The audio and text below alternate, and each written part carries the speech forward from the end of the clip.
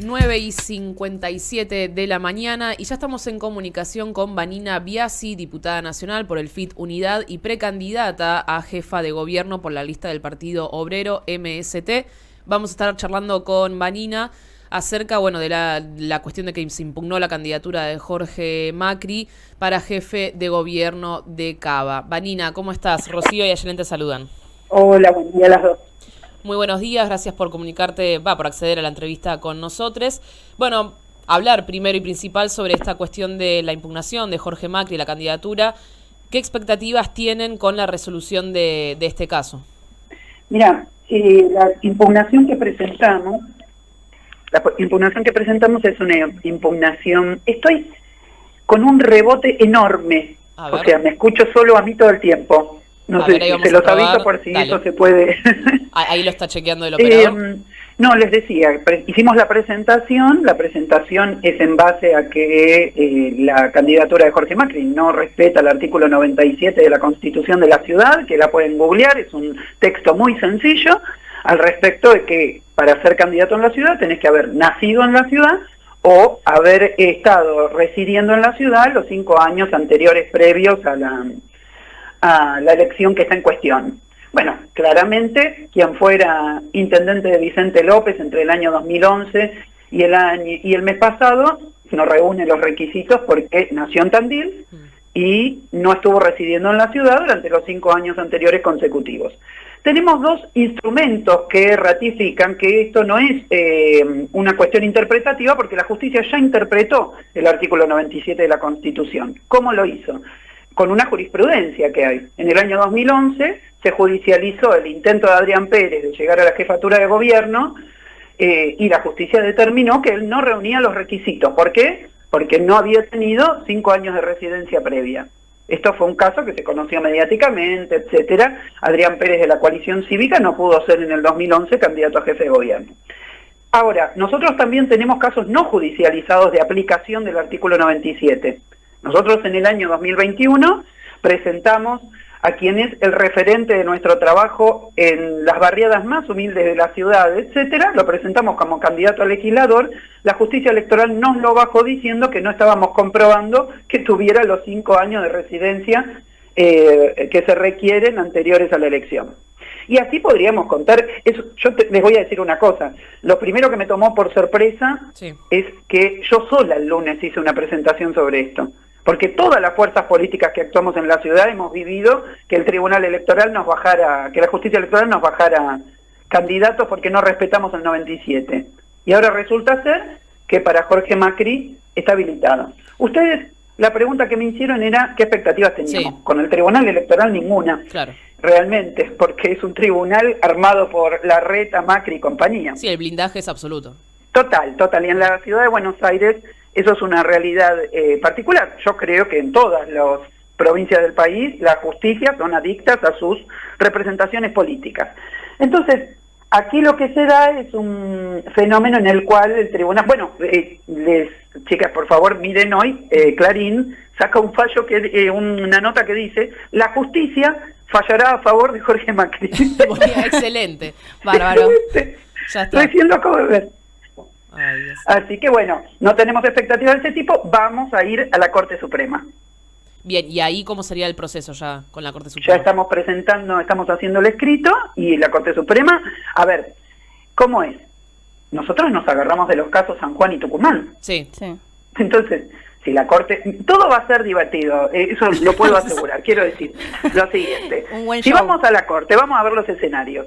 Si voy a la Corte y la Corte no nos da bolilla, actúa de forma discrecional según la provincia de la que se trate.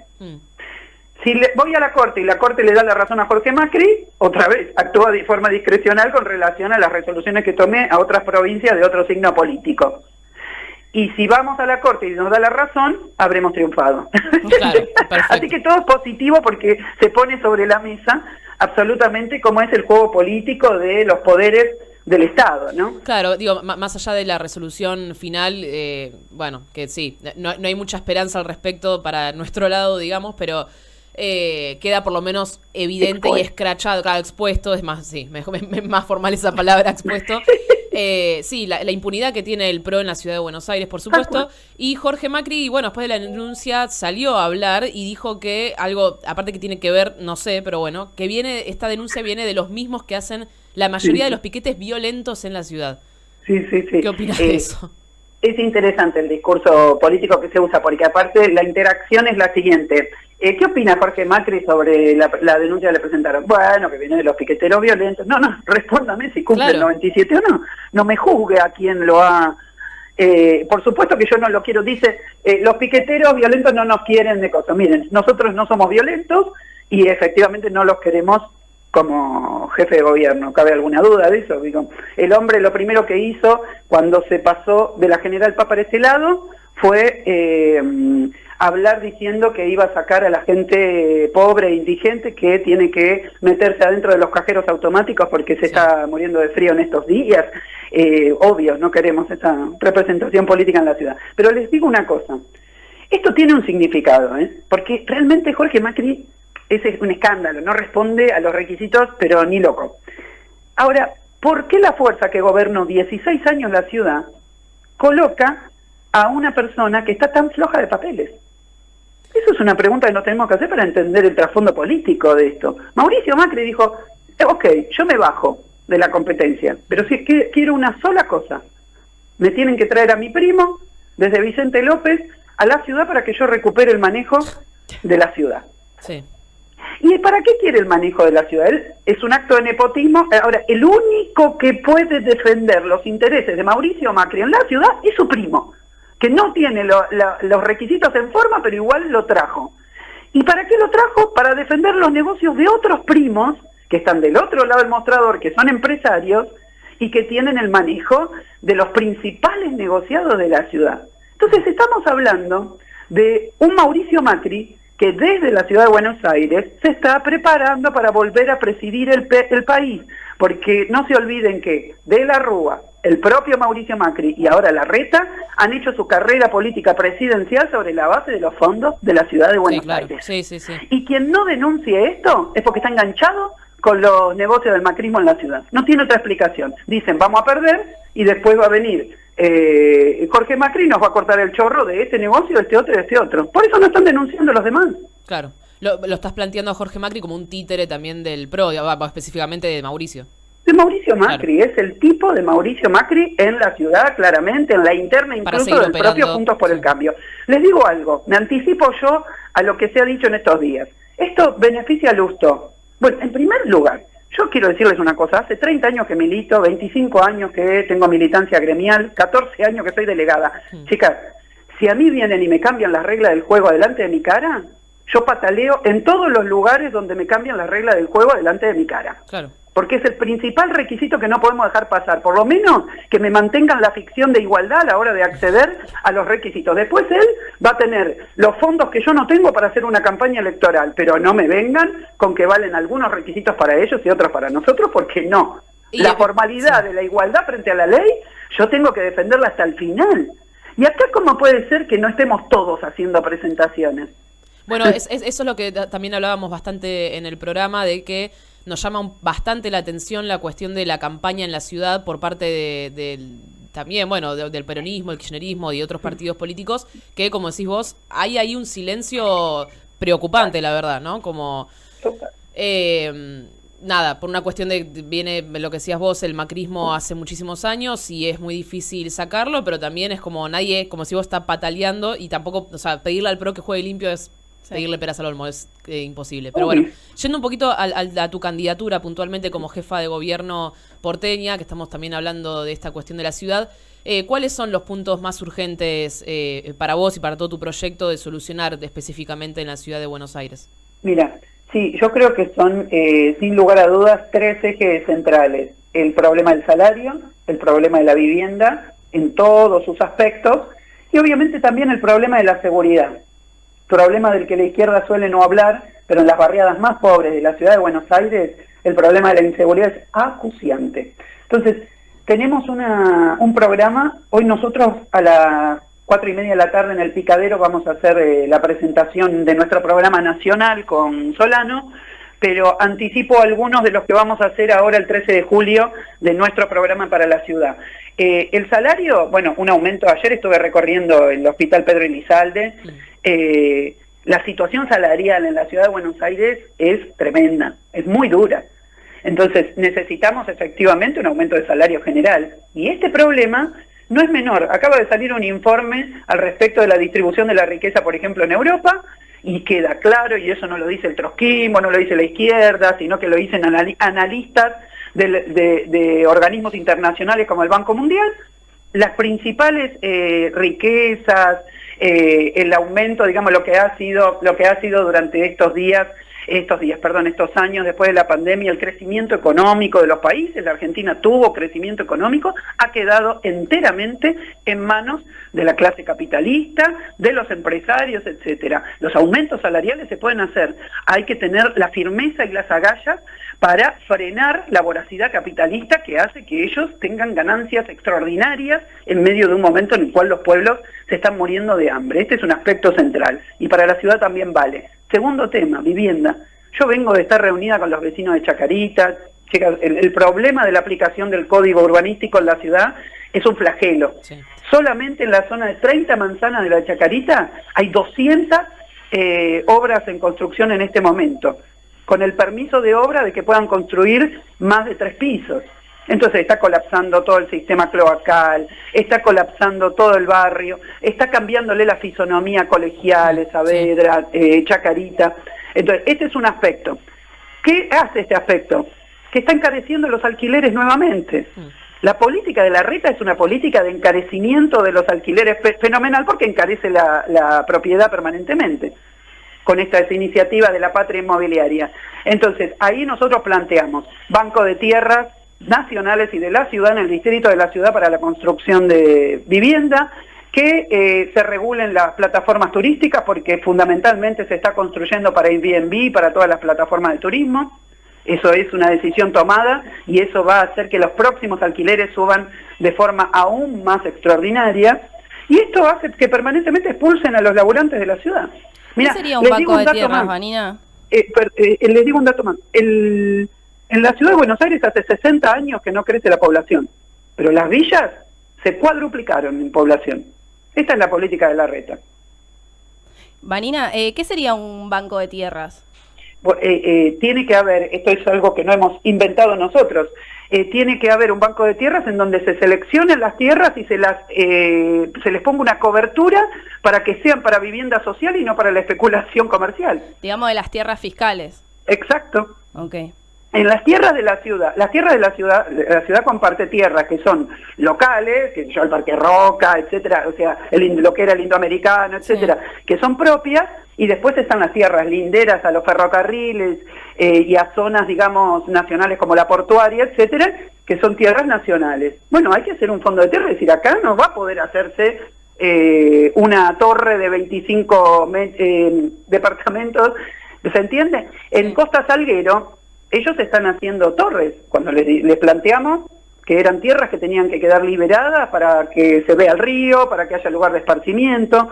Entonces necesitamos ir a una política de un banco de tierras claro, es decir, todas estas tierras quedan separadas de toda especulación. Sí, ¿crees que con esta, viste que en los últimos tiempos por lo menos la acción vecinal estuvo creciendo cada vez más y la preocupación por esto de la construcción de diferentes edificios y la destrucción del patrimonio cultural en la ciudad de Buenos Aires fue creciendo abismalmente en el último tiempo? ¿Pensás que eso puede llegar a cambiar un poco en el votante porteño, que en general termina eligiendo al PRO como todos los años, pero puede llegar a influir? Y aparte, no solo la acción vecinal, sino también el oído sordo absoluto que hace el PRO con respecto a eso. Mirá, estuve reunida el otro día con vecinos que me transmitían también su especulación política, vamos a decir, ¿viste?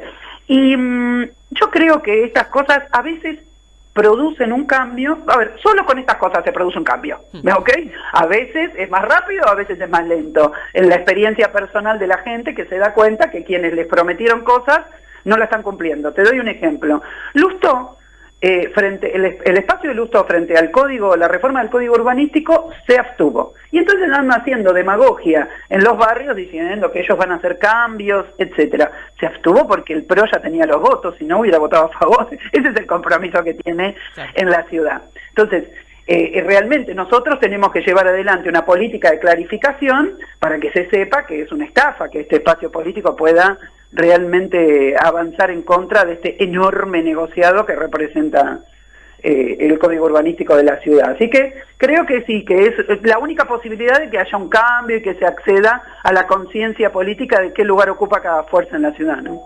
Bien, Vanina, te hago una consulta. En el plano nacional, ¿cómo ves que el fenómeno de lo ocurrido, digamos, en Jujuy, que para mí es un fenómeno muy interesante, el hecho de la unión del movimiento obrero, o sea, digamos, de la lucha docente con las naciones indígenas, ¿vos creés que eso podría afectar, digamos, al votante porteño, también a un despertar de conciencia, de esto que veníamos hablando recién? Sí, yo creo que sí, porque como vos decís, y uno lo ve no solamente en algunos medios de comunicación, pero fundamentalmente en las redes, el auge que tiene la solidaridad con la lucha de Jujuy me llama mucho la atención, gratamente, obviamente. Así que creo que es un fenómeno que va a alertar al respecto, ¿no? Por ejemplo, Lustó, una semana antes de que se planteara, digamos, el estallido popular en contra de la reforma constitucional en Jujuy, se la pasaba afirmando que su modelo de ciudad era traspolar, digamos, lo que ocurría en Jujuy a la ciudad de Buenos Aires. Por supuesto, Larreta, por ejemplo, lo dice con más énfasis ahora todavía, porque está convencido que si se derechiza va a lograr arrastrar votos, digamos, de Bullrich. Se derechiza aún más, digamos, todo, ¿no? Entonces, creo que ellos están intentando dejar pasar, o sea, presentar el fenómeno de Jujuy como si fueran, no sé si vieron, hoy hay una nota en La Nación que directamente trata de lumpenes a aquellos que están protestando en las rutas, algo que claramente no lo son. Entonces, creo que es un combate también político al respecto de qué discurso se impone frente a la población. Si logramos hacer imponer que esto es una lucha, como vos bien señalás, de unidad entre las y los laburantes de la provincia de Jujuy y la problemática de los pueblos ancestrales, de los pueblos originarios, del uso de sus tierras, del reconocimiento de sus tierras y de cómo se sientan con ellos los gobiernos a discutir la utilidad de las tierras, lo que pasa con el agua, etcétera, o mejor dicho, cómo no se sientan.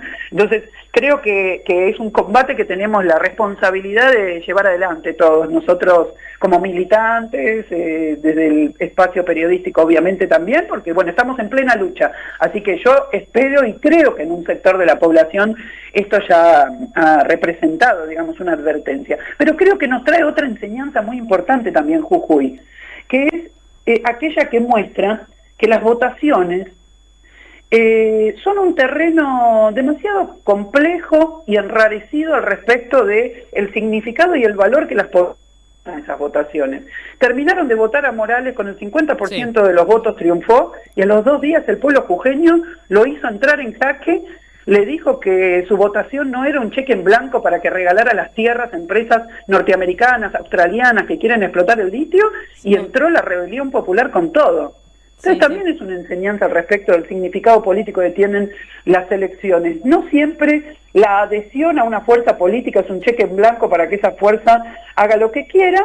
Las elecciones son un terreno de enormes confusiones, discursos falsos para conquistar el voto de un sector que luego va a ser castigado con ajustes. No es un terreno claro desde el punto de vista político. Entonces eso es interesante también. Imagínense que yo no puedo hacer prevalecer mi análisis político frente a los millones de dólares que se gastan las grandes fuerzas en hacer prevalecer sus discursos ideológicos y políticos en torno a lo que quieren que se sepa de este tipo de cuestiones. Así que es un escenario muy rico desde el punto de vista político, pero también hay que entender que no es a través de la elección en donde se expresa con claridad una posición de un programa político claro. Algunos van a ir a votar por castigo, los otros van a ir a votar por hartazgo, entonces van a decir, no me importa que mi ley sea un irresponsable, lo voto para castigar a todos. Después yo todo esto que les estoy contando lo recojo de la opinión de que hace un mes y medio que estoy dando vueltas por todos los rincones de la ciudad,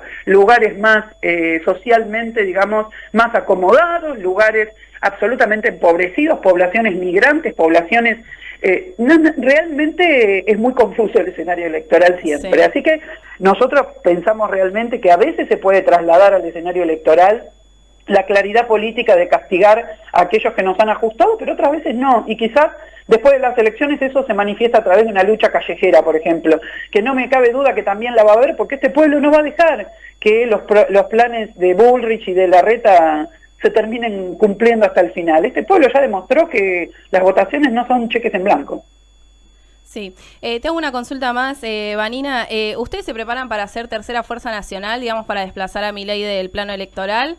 Estamos dándolo todo, en el sentido de que nosotros, particularmente la lista del Frente de Izquierda que representamos con Gabriel Solano como candidato a presidente, realmente nosotros, la particularidad que tiene nuestra lista con relación a la otra lista del Frente de Izquierda, es que la nuestra es la lista que está inserta en absolutamente todas las barriadas del país.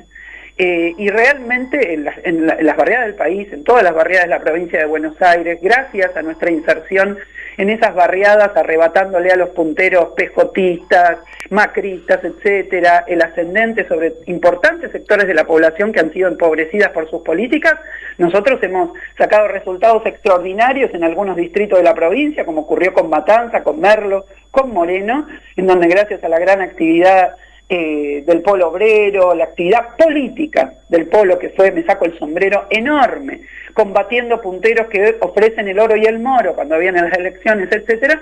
Realmente es una batalla que estamos librando fuerte, porque aparte les cuento que detectamos muchísimo el voto a Milei entre los sectores más empobrecidos. Son los que están enojados con todos los que gobernaron, que nos dejaron en la pobreza, y muchos están diciendo más, sí, que se vayan todos a la miércoles, elegimos a Milei. Entonces ahí estamos dando un combate, nos estamos preparando para esa situación, efectivamente. Vanina Biasi, diputada nacional por el FIT Unidad y precandidata a jefa de gobierno por la lista de Partido Obrero MST. Te agradecemos mucho, Vanina, por la comunicación en Bancate ese defecto. Yo a ustedes, un abrazo grande y mucha suerte con su programa. Igualmente.